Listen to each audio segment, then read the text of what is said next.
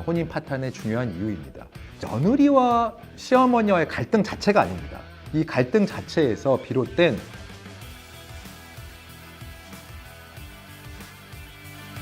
이번 시간에는 명절, 고부 갈등이 이혼 사유가 될지 한번 얘기를 해보겠습니다. 이 통계청 자료에 따르면요, 2023년 기준으로 해서 혼인 건수가 19만 4천 건 정도가 됐고요, 이혼 건수는 9만 2천 건 정도 된다고 합니다. 저 놀랐는데요, 거의 한 해에 결혼한 건수의 반이 매년 이혼하고 있다는 뜻이죠. 명절이 지난 그 직후에 한 2달 동안 이혼 신청 건수가 확 는다고 합니다. 이것만 보더라도 우리가 이렇게 가족 간의 갈등으로 이혼을 결심하게 되는 경우가 많아지는 것 같아요. 그런데 이혼은 사실 그 두 가지가 있습니다. 하나는 법정 이혼이 있고요, 협의 이혼이 있습니다.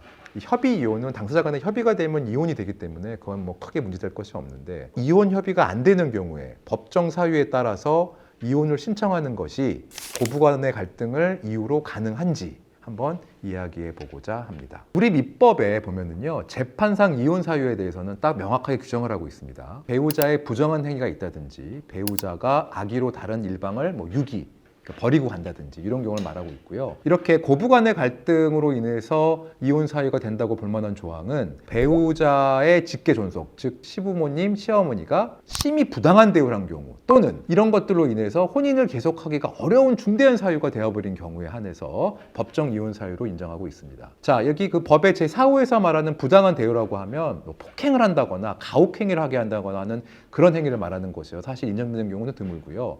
혼인을 계속하기 어려운 사유에 해당하는 경우로 이혼 사유가 되는 경우, 즉 고부 간의 갈등이 이혼 사유가 되는 경우는 종종 있습니다. 자, 제가 이 사례 하나를 들어서 설명을 좀 해보겠습니다. 어떻게 보면 이 고부 갈등으로 이혼하게 되는 전형적인 사례라고 볼 수 있겠는데요. 결혼한 부부가 있었는데 결혼 전부터 시어머니의 많은 간섭이 있었습니다. 데이트를 할 때부터요. 그리고 결혼한 이후에도 수시로 집을 방문해서 굉장히 불편했고요. 이런 사실에 대해서 남편한테 이렇게 어머니가 막 자주 오시는 것 좀 불편하다라고 말은 했지만, 남편이 이거는 어머님의 관심이지 이걸 가지고 왜 뭐라고 하느냐라고 해서 이렇게 중재할 것을 남편은 거절했습니다. 그렇게 해서 갈등이 좀 계속됐고요. 결정적으로 어머니가 아들 명의로 강남 소재의 아파트를 사주었어요. 그리고 생활비도 지원을 했습니다.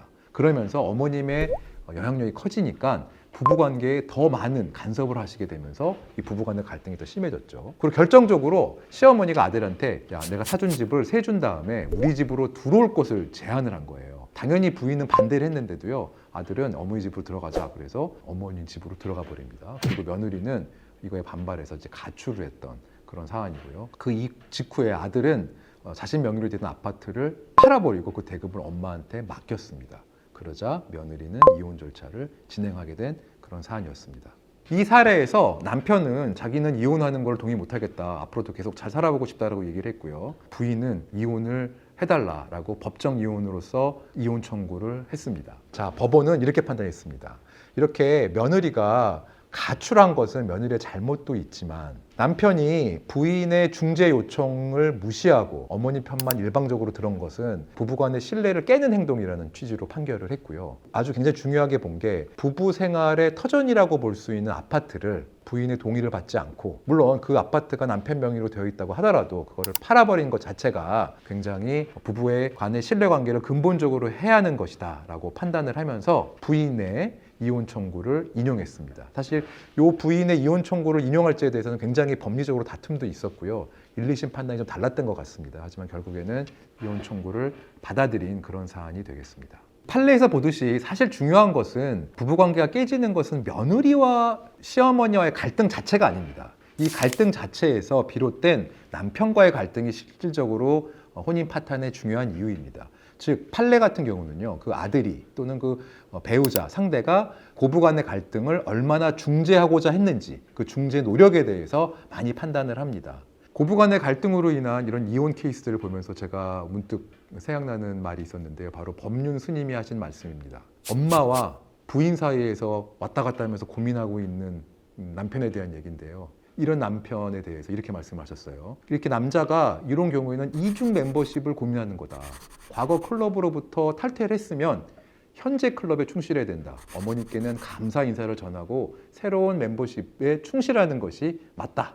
그래야지 결혼한 여성이 불안해하지 않고 믿음직한 남자가 되는 거다라는 말씀을 하셨는데요. 그 말씀이 떠올랐습니다. 자, 지금까지 유돈로우 채널의 김유돈 변호사였습니다. 이 영상이 도움이 되셨다면 구독과 좋아요 부탁드리고 혹시 관련해서 상담이 필요하시면 고정 댓글도 참조해 주십시오.